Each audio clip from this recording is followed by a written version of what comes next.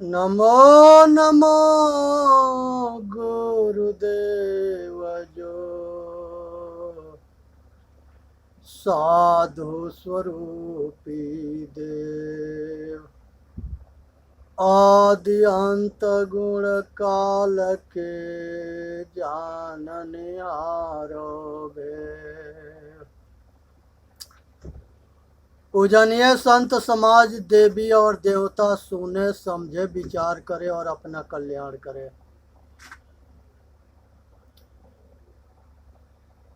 हे भाई ध्यान लगा के सुननी है।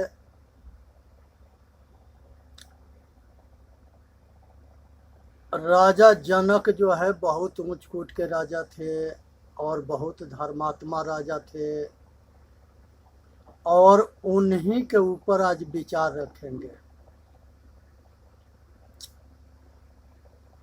उन्होंने जो है अष्टावक्र जब बंदी को हरा देते हैं, जनकपुर में एक सभा लगी थी जिस सभा में विद्वानों के वो सभा थी और राजा जनक जो है एक जो है सपना देखे थे और उस सपना में वो जो है बन बन भटक रहे हैं और भिखारी बने पड़े हैं। एक जगह थोड़ा चावल मिलता है, दाल मिलता है, तो उसको खिचड़ी बनाते हैं और दो सांड आपस में लड़ते हुए आज सब बिखेर देते हैं सब।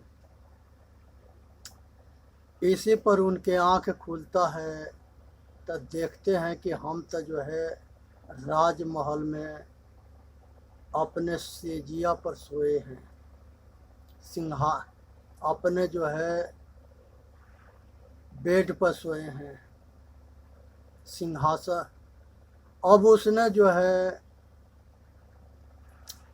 विचार किए कि जो सपना हम देख रहे थे वो सत्य है, आकि यहाँ पर जो है हम राजा हैं ये सत्य है। इसीलिए वो अपने राज्य के सारे विद्वान पंडितों के बुलाए और उसमें ये प्रश्न को रखे और गेट पर एक घंटा बांधा गया था। जो जितने वेद के जानकार होगा वो उतने बार बजा के आएगा। एक वेद वाला एक बार, द्विवेदी दो बार, तिवारी तीन बार, चौबे चार बार, पांडे 5 बार, इस तरह से वहाँ के सिस्टम था। सभी सभा में मौजूद थे और सभी के बीच में वो प्रश्न रखे थे, लेकिन वहाँ पर राजा के किसी ने संतुष्ट नहीं किया। यही बात जो है अष्टावक्र को पता हुआ और वो सभा में अष्टावक्र भी आए। अब वो गेट पर जब आए तो वो घंटा जो है वो ढोलक जैसे बजा दिए।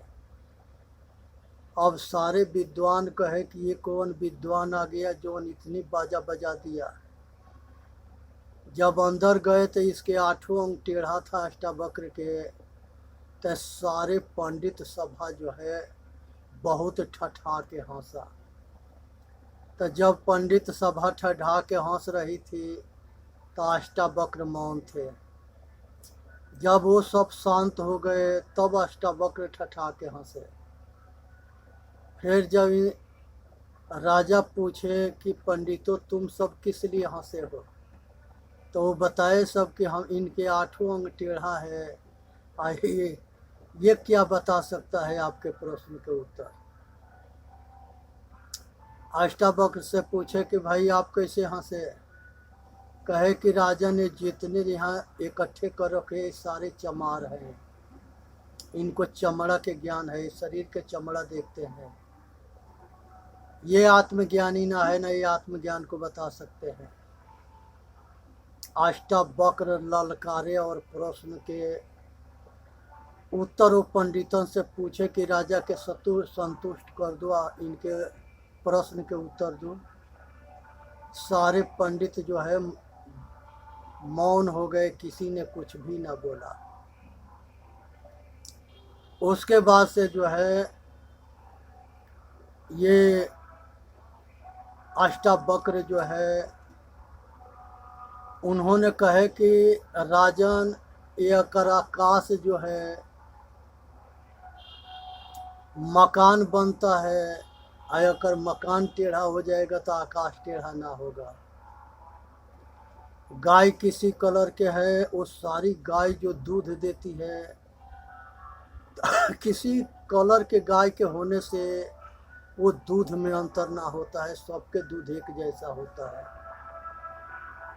उसी तरह से जितने मनुष्य है, काला है, गोरा है, छोटा है, बड़ा है, मोटा है, किसी तरह के है, लेकिन उसमें रमने वाला जो चेतन आत्मा है वो सब घट में एक जैसे ज्ञान करता है, और वही ज्ञान करता साक्षी भाव चेतन आत्मा है। इसलिए उसको विचार करके सुनना है, समझना है, विचार करना है। तब वहाँ पर जो है ये उनके पूछे कि ये जो हम सपना देखे थे कि 2 साढ़े आए, हम भिखारी बने थे, खिचड़ी बनाए और वो सब जो है गिरा दिए, तो वो सपना जो देख रहे थे वो सत्य है कि अभी हम राजा हैं, ये सत्य है। अष्टावक्र कहे कि जो सपना देख रहे थे वो भी सत्य ना है, और जो आज राजा बन के शासन कर रहे हो ये भी सत्य नहीं है, आगे ये भी रहने वाला ना है, दोनों असत्य है। फिर उसके बाद से जो है राजा के ये भास हुआ कि ये ऋषि जो है बहुत ऊंच कोट के ऋषि है, आध्यात्म ज्ञानी ऋषि हैं, यही हमारा कल्याण कर सकते हैं। उनको अपना राजभवन ले गए, सिंहासन दिए, वहाँ बैठ करके और उनसे विनम्रता से प्रश्न किए, सेवा पानी किए, नाश्ता पानी कराए, खाना खिलाए, विश्राम कराए। फिर जब ऋषि फ्रेश हुए तब उनको जो है प्रश्न करते हैं। उनका पहला प्रश्न था कि वैराग्य कैसे होता है। तो यहाँ ऋषि उत्तर देते हैं कि हे राजन, जो पंच विषय के आसक्ति है, ये पंच विषय है, 20 जान करके इसके आसक्ति को त्याग दो। जेंगा जहर जो है प्राण ले लेता है, वैसे विषय वासना के आसक्ति जन्म मरण के चक्कर में घुमाता रहता है। इसलिए ये विषय भोग में दुख के भास होता है, तब वैराग होता है, और तब वहाँ से आदमी उससे हटता है। जब तकले उसको दुख दर्शन ना होता है तब तकले भोग में वो मौज मस्ती देखता है, आनंद देखता है, और उसी में जब लाचार विवश मजबूर हो करके दीन बन करके दुख भोगने लगता है, दुख दिखाई देता है, तो वो बंधन से भगता है। जिन जोड़ा तिन तोड़ा हो रमैया राम, ये संसार के सारे बंधन जो जोड़ता है वही इसको तोड़ता है। ये मनुष्य अपने रज और बीज के रक्षा करता है, उसी के नाम वैराग है। ये औरत के सारे सुख को त्याग करता है और उसके कामना वासना राग द्वेष के त्याग करता है, और तब जा कर के वो वैरागी बनता है, सन्यासी बनता है, त्यागी बनता है, और वो जो है अपने कल्याण मार्ग में के उसकी इच्छा होती है तो वो सतगुरु के ढूंढता है। और जब सतगुरु मिलते हैं, जैसे राजा जनक को अष्टावक्र ऋषि सतगुरु मिले, तो उनके शरण में होने के बाद तन से या मन से या वचन से गुरु के शरणागत होने के बाद गुरु जो है उसके कृपा दृष्टि होती है, और तब आत्मज्ञान के उपदेश होता है, और उसी के नाम सत्संग है। और जब सतगुरु ये आत्मा के विषय में ज्ञान देते हैं, तो उसी के एकांत में स्वाध्याय करते हैं, तो उसकी अनुभूति होती है या साक्षात्कार होता है, और उस ज्ञान में वजन बढ़ता है। रहनी होना, गहनी होना, सहनी होना, आचरणशील होना। जो सुन करके आय अपने आचरण में उतार ले, उसका नाम रहनी है। और सुन के ग्रहण करे, ये गहनी है। और सहनी वो है कि बहुत ऐसे लोग जलेंगे, आई ज्ञान से भड़केंगे, वो नहीं चाहते हैं कि कोई आत्मज्ञानी बने और किसी के भला हो, किसी के कल्याण हो। तो ऐसे आदमी कटु वचन बोलेगा, उस बोली को सहन करना है।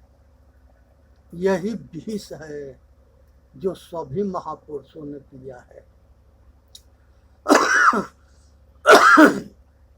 ऐसा कोई महापुरुष नहीं है कि कटु वचन के सामना ना किया है। उनके जो है गाली दिए गए हैं, मारे गए हैं। महावीर स्वामी के तो कान में जो है कील ठोक दिए सब।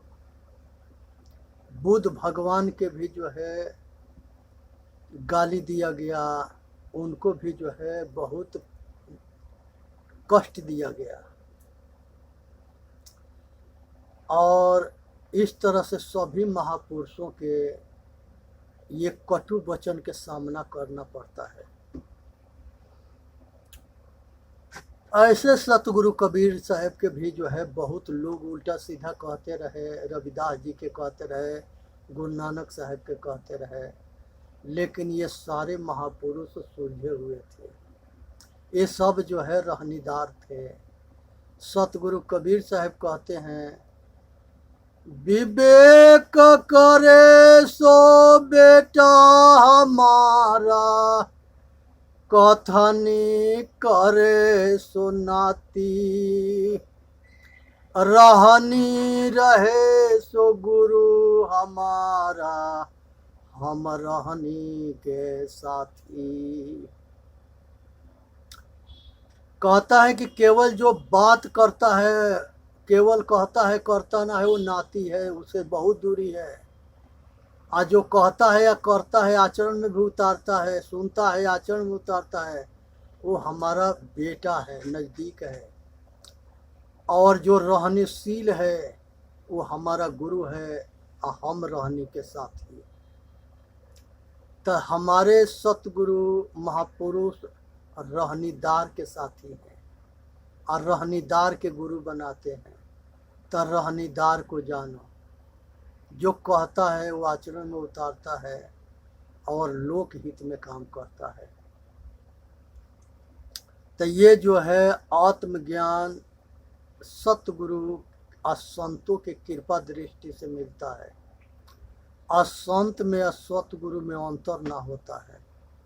ये सब जो है बंदी छोर होते हैं, और सभी के दुख मुक्त करते हैं, भव सागर के चक्र से छुड़ाते हैं, बंधन से मुक्त करते हैं। अब यहाँ पर अष्टावक्र जी तीसरा प्रश्न पूछते हैं कि मुक्ति कैसे होता है। जन्म मरण के चक्कर से छूट जाना, आवागमन से छूट जाना, इसी के नाम मुक्ति है। और ये संभव मनुष्य जन्म में होता है, और सतगुरु और संतों की कृपा से होता है। और इसके जिज्ञासा बहुत मुश्किल से होता है। बड़े भाग मानुष तो न पावा, सुर दुर्लभ सत ग्रंथ न गावा। साधन धाम मोक्ष कर द्वारा, पाई न जय परलोक सवारा।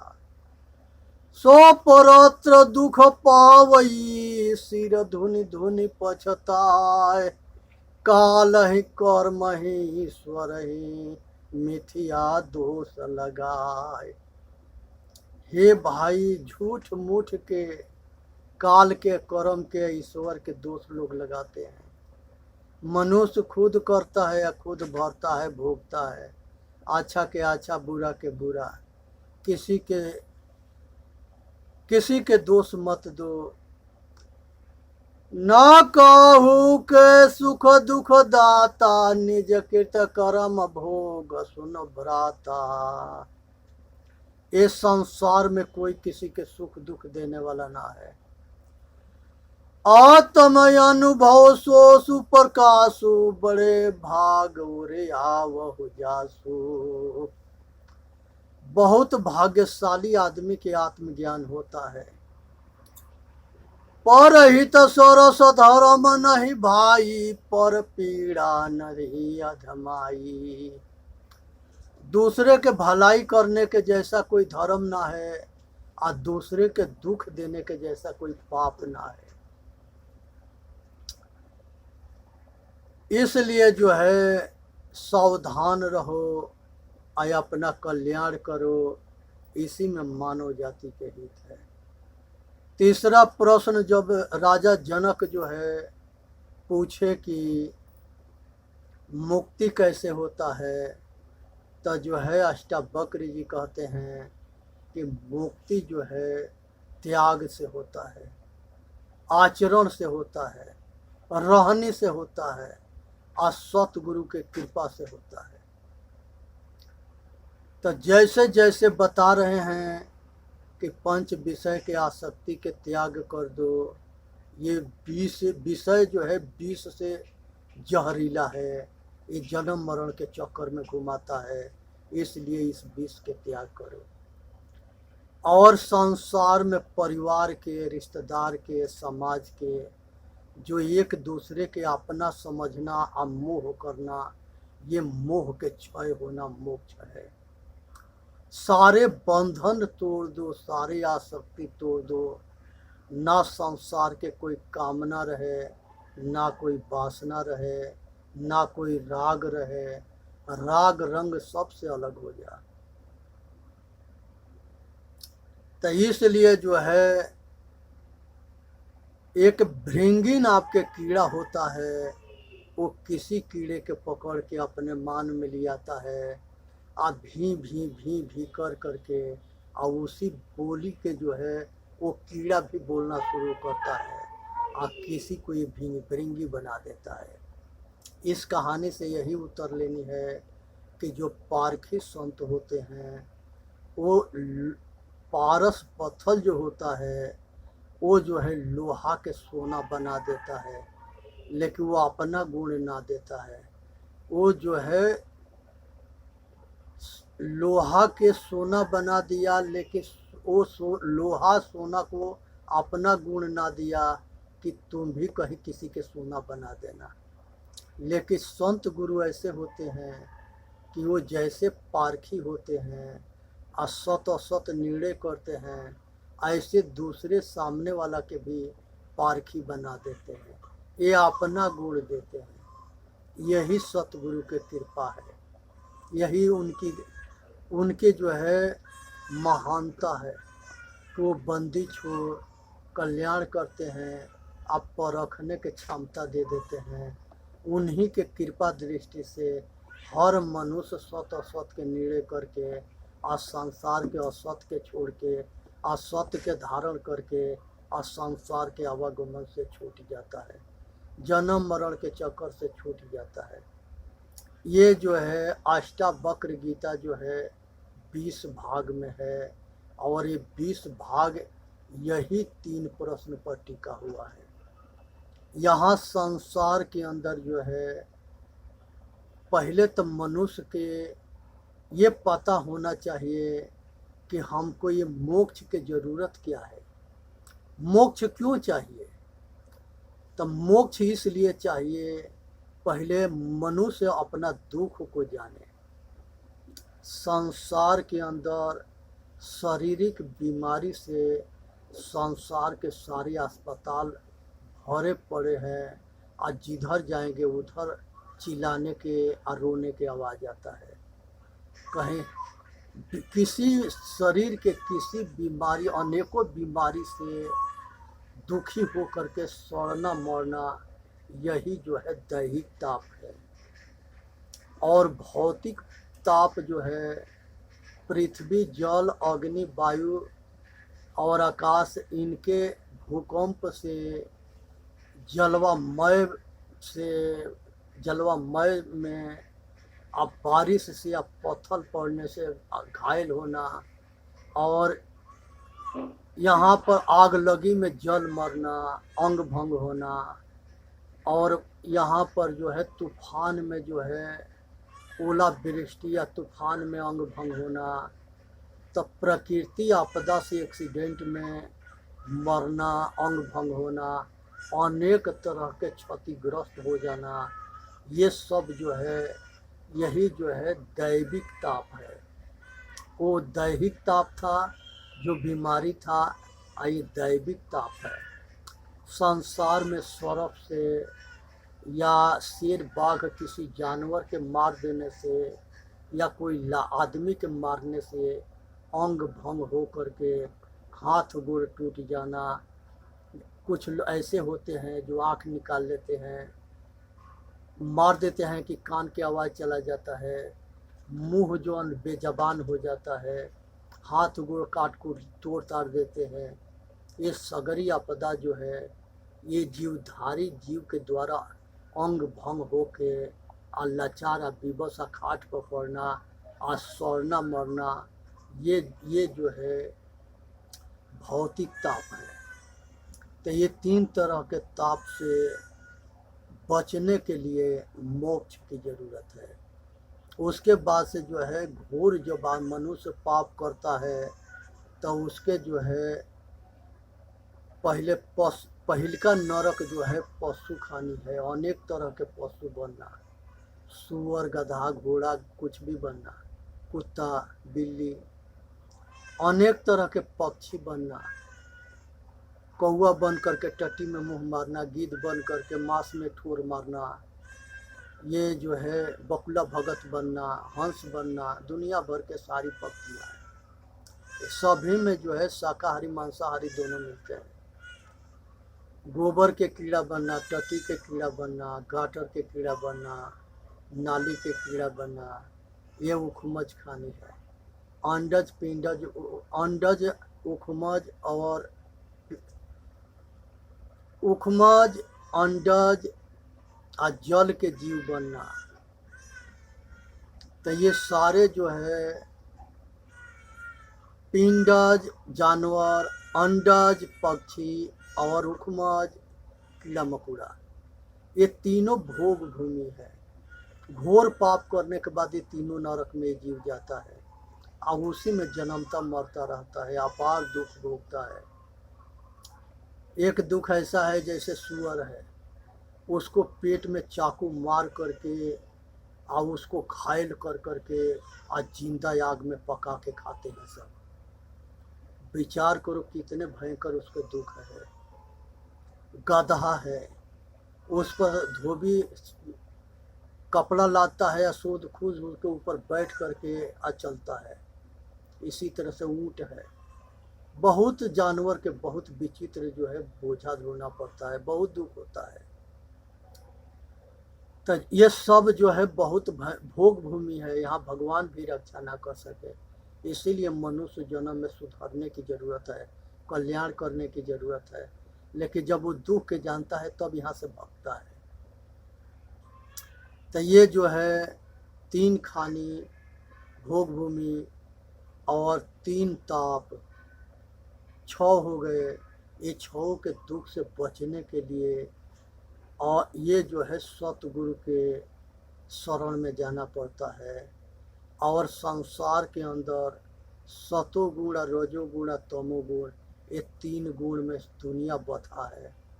तो पहिलका जब बंदगी हम करते हैं सतगुरु के, तो 3 गुण से ऊपर उठने के लिए करते हैं। और दूसरा बंदगी करते हैं वो 3 ताप से छूटने के लिए करते हैं। और चौथा जो बंदगी तीसरा जो बंदगी करते हैं उसमें 3 भोग भूमि से मुक्त होने के लिए करते हैं। ये 9 तरह के दुख से बचने के लिए सतगुरु के 3 बार बंदगी होती है। इसलिए सावधान रहे और अपना कल्याण करे। इसी में संसार में मानव जाति के हित है। मनुष्य अपना कर्म फल सुख दुख भोगता है, और पुण्य कर्म करता है तो सुख मिलता है, पाप कर्म करता है तो दुख मिलता है।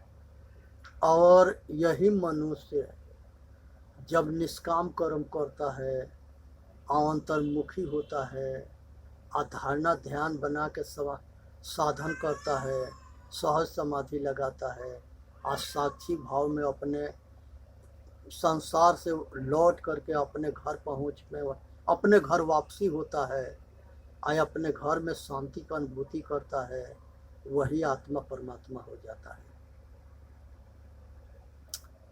उसके सारे बंधन कट जाते हैं, कामना वासना राग द्वेष सब छूट जाते हैं, और ना किसी तरह के आगे इच्छा रहता है और ना वो बढ़ता है। जिस तरह से बीज होता है और वो बीज में वृक्ष होता है, वैसे ही मनुष्य के कर्म होता है, और कर्म संस्कार में जन्म मरण रूपी बीज छिपा रहता है। और ये जीव के साथ में कर्म संस्कार और मन और जीव, ये तीनों जो है अगला जन्म में जाते हैं। अब बार बार जन्मना बार बार मरना के रोग को वो छूटता ना है। इस रोग को छुड़ा लेना है, भयंकर दुख है। उसके बाद से जो है संसार के अंदर जो है अष्टावक्र जी के ये सब जो है बहुत भयंकर कहानी है। और ये संसार में मनुष्य जो है